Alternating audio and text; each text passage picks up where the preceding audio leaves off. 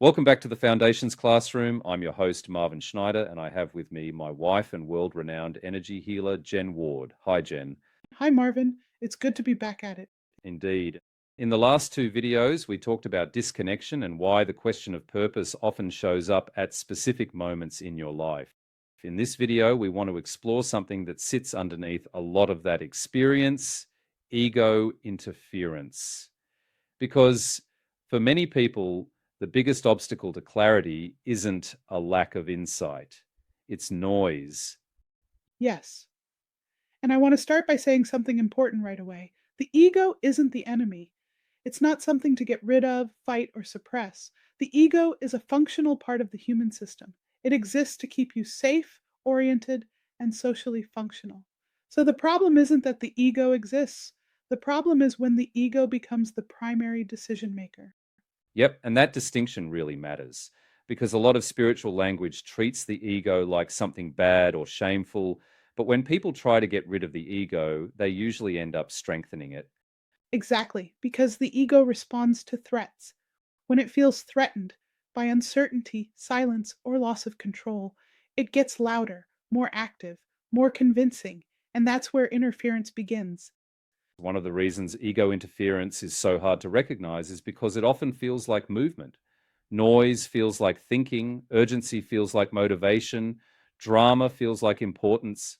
So people assume they're making progress when in fact they're just staying busy. Yes, the ego is very good at creating motion without direction. It fills space. If there's uncertainty, it fills it with thinking. If there's silence, it fills it with planning. If there's discomfort, it fills it with urgency. From the ego's perspective, stillness feels dangerous. And we have said at the outset that purpose clarity comes in those quiet and calm moments when you're connected to your higher self. And a hyperactive ego is one of those things that tend to keep you disconnected from your higher self. Jen, in our master class in divine empowerment, which you can sign up for as a dedicated classroom in this community, you talk a lot about the eternal soul having a human experience in an incarnated form and the dance between the conscious self, the ego, and the higher self. Let's talk about each of these aspects of the human experience briefly here. Quick promo first, though. Sign up for the masterclass in divine empowerment for a full immersion on the topic. Let's start with the higher self. Well, actually, to put things into proper context, we really need to start the conversation with the idea of the eternal soul. You see, the truth of the matter is this: your life as you know it is just a minuscule fraction of your experiences across all of time and space. Your physical form in this life is just the latest chapter in an epic story that goes on for hundreds and thousands of volumes, all of which are stored in an energetic library of sorts. We call this the Akashic Records. The phrase Akashic records comes from the Sanskrit word akasha, which refers to the primordial ether or energy field in which all experience, thought, action, and intention are recorded. I typically think of this as being universal consciousness. We're clearly stepping into some big esoteric territory here, and that's intentional. Some of you watching this might be shocked or challenged by these ideas. Others will have a no shit Sherlock reaction. How do these ideas land for you? Do they resonate? Do they challenge something you already believe? Do they create curiosity, resistance, or confusion? We'd love for you to comment below and share how this perspective on the eternal soul and universal consciousness fits or doesn't fit within your own understanding of life and purpose. So let's continue the conversations. If your current life is but the tip of the iceberg, that implies you have had many, many lives and have accumulated endless experiences across those lives. So, what then, from your perspective, is the purpose of life in the broadest sense? Do you mean life with a capital L? Sure, let's start there. Wow. Okay, then. I think about the purpose of life at a universal level as the expansion, integration, and refinement of consciousness through experience. The universe is energy. It has consciousness in the form of memory and experience. This is the akasha, to borrow a term from Sanskrit. Universal consciousness does not evolve through thinking as such. In this way, I think of Source as being universal consciousness, or the akasha, that is in a constant state of flux. I don't think of Source as an intelligence that has a grand plan. I also don't think of Source as containing a grand planner that orchestrates all of the goings on in the universe. And of course, this understanding is at complete odds with the intelligent design view contained in many mainstream religions. Yes, that's true. All I can tell you is what I know from my own inner guidance from Source. And yes, my understanding of Source will challenge many of those with closely held religious beliefs. Again, let us know in the comments whether the notion of Source and universal consciousness I have outlined resonates with you or not. The purpose of life at a macro and micro level fit hand in glove. So, if the purpose of life at a macro level is to expand universal consciousness through experience, then the purpose of life at a micro level is to participate in that process. You do this by incarnating into the lower worlds, having experiences, learning from them, and repeating the cycle to have the full spectrum of experiences. Between physical lives, souls continue to exist in energy and have experiences on all of the non physical planes of existence. In fact, isn't it true that even right now, only a tiny fraction of your soul's energy is interacting in this physical experience? The vast majority of your soul's energy is everywhere, not constrained by time and space. This is what we refer to as your higher self. Exactly. Your higher self is an aspect of Source. In fact, it's because of this that we refer to all beings as an indivisible atom of Source. Your higher self is omniscient, omnipresent, and omnipotent. Okay, you're going to have to explain those terms. When we say omniscient, we're pointing to a level of consciousness that already contains all knowledge, not because it thinks everything through, but because it exists beyond time and space and therefore holds the full record of experience. Omnipresent means that this consciousness isn't located somewhere else. It's present everywhere at once, including within you, because nothing exists outside of it. Omnipotent means the capacity to bring all possibilities into form through alignment, not force. In this way, your higher self, being an aspect and atom of Source, is the ultimate manifestation engine. Take that Tony Robbins and Abraham Hicks. Ah, a woman of my own heart. We'll come back to the Tony Robbins phenomenon a bit later. Okay, things are starting to take shape. Let's talk about the conscious self. Well, the conscious self is that aspect of the eternal soul that's having a physical incarnated experience. It operates the senses, has experiences, feels emotions, reacts to triggers. And it's not immune from being influenced by past life engrams, muscle memory, programming and conditioning, and pre birth contracts entered into between the soul's incarnations.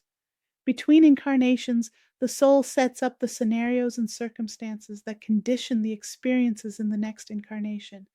That's not to say there is no free will during an incarnation. Far from it. In fact, a lot of the one on one energy work I do with clients is all about breaking soul contracts and releasing past life engrams and conditioning. It sounds like the conscious self is the true hero in the story. I remember that during your presentation of the sacred assignment during the masterclass in divine empowerment, you gave a real, heartfelt, and impassioned download from source to the conscious self of all eternal souls. Yes, and that was very intentional. What came through so strongly in that sacred assignment was Source speaking directly to the conscious self, because that is the part of you that is actually doing the walking, the choosing, the enduring, and the remembering while in form. The conscious self is often dismissed or diminished in spiritual circles as if it's something to transcend or bypass. But what Source made clear in that transmission is that the conscious self is courageous. It willingly enters density, limitation, emotion, and uncertainty on behalf of the eternal soul. It agrees to forget, to feel pain, to be triggered, to wrestle with fear, not because it is weak, but because it is devoted to growth, truth, and integration. In that moment, what I was really delivering was a message of reassurance and honor, a reminder that the conscious self is not failing when it struggles. It's not broken when it reacts. It's not less spiritual when it feels overwhelmed or lost. It's doing exactly what it came here to do: engage fully with the human experience so that wisdom can be embodied, not just known. That reframes so much of how people judge themselves. Instead of seeing struggle as evidence of being off path, it becomes evidence of being deeply in the assignment. Exactly. And when you read that section of the workbook carefully, the source is very clear. The conscious self is not here to be perfect, it's here to be present, to be willing, to be honest. The sacred assignment isn't about bypassing the ego or escaping the human experience. It's about the conscious self, learning how to work in harmony with the ego and the higher self, instead of being dominated by one or dissociated from the other. That's why the message lands so deeply for people. On a soul level, they remember, I chose this, I volunteered for this, and I am not alone in it. And once the conscious self stops seeing itself as the problem, something softens, compassion comes online, choice becomes available again. And that's where real free will starts to express, not as force, but as alignment. It's hard not to cry when you engage with this part of the masterclass. I highly recommend it if you're ready for some real energy work. Okay, now let's turn to the ego. The ego is often misunderstood. Earlier, we described the ego as the protector, the pattern recognition system that develops to keep the conscious self safe in a dense, unpredictable environment. It's not the villain of the story, even though it often gets cast that way. From the perspective shared in the sacred assignment, the ego is a tool that formed in response to lived experience. It learned from pain, from shock, from abandonment, from moments where the conscious self didn't feel safe or supported. So it stepped in and said, I'll manage this, I'll control this, I'll prevent this from happening again. And for a time, that was necessary. So, when people talk about killing the ego or transcending the ego, they're actually missing the point. Completely. Source was very clear about this. You don't defeat the ego, you educate it. You don't exile it, you integrate it. The ego isn't designed to lead, it's designed to assist. Problems arise when the ego takes command because the conscious self has been overwhelmed, wounded, or disconnected from the higher self. During the transmission of the sacred assignment in the masterclass, I address the ego by recognizing that it's tired and that it's time for it to rest. The ego has a glimpse of the totality of Source, but it then mistakes itself for the entirety of Source. It thinks it is the commander in chief, when in fact this was never its role. It craves importance, so it conjures up scenarios to elevate itself and diminish others. In a way, during the sacred assignment transmission, I was admonishing the ego to put it back in its place. But in doing that, I was giving it the freedom to embrace the fluidity of life and to be the faithful assistant to the conscious self and messenger for the higher self. In this role lies its true contentment. That feels like a very different model from the way spirituality is usually taught, almost more relational than hierarchical. Exactly. It's a partnership, not a power struggle. When the ego is respected rather than shamed, it softens. When it's no longer responsible for survival at all costs, it relaxes. And when the conscious self realizes it can stand present between the ego and the higher self, something remarkable happens. The nervous system settles, clarity emerges, and choice becomes conscious rather than reactive. That's why so much of the work we do, whether through SFT tapping, releasing past life engrams, or dismantling outdated soul contracts, isn't about getting rid of anything. It's about restoring right relationships. So at this point, people might be thinking, okay, I can recognize ego interference, but what do I actually do with it? Because the ego isn't going anywhere. Right. This is the essence of the work we do with people.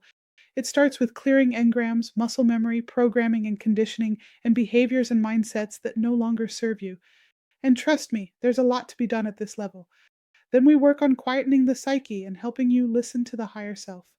There's a lot of real fun stuff we do here, like connecting with nature, tapping into creativity, using sound therapy, feeling into inanimate life, acknowledging the wisdom of trees.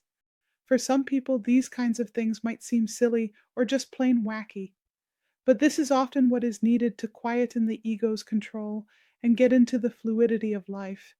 So the goal isn't to control the ego. Nope. The goal is to place the ego in its correct relationship with the conscious self and the higher self. The ego works best when it's downstream, not upstream. It's meant to execute, not decide. The ego is very good at logistics, communication, and functioning in the world. What it's terrible at is orientation. It can't determine truth, timing, or purpose because it only sees from past experience. So, balance starts with recognizing what the ego is for. Exactly. One of the simplest ways to keep the ego in balance is to notice where it's trying to decide prematurely. Anytime you hear, I need to decide, I need clarity now, I need to commit, that's usually the ego stepping into a role it's not equipped for. So, instead of deciding, what do you recommend? Delaying authority, not delaying action, but delaying who gets to decide. You let the ego stand down from the decision making role and get it to move into an observational role. So, the ego still has a job, just not the top job. Exactly. You can literally say internally, not yet, stand by, we're observing. That alone changes the internal dynamic. That sounds simple to do on the surface, but it's actually very difficult to do for people who've survived by being hyper responsible. For them, the ego equates control with safety.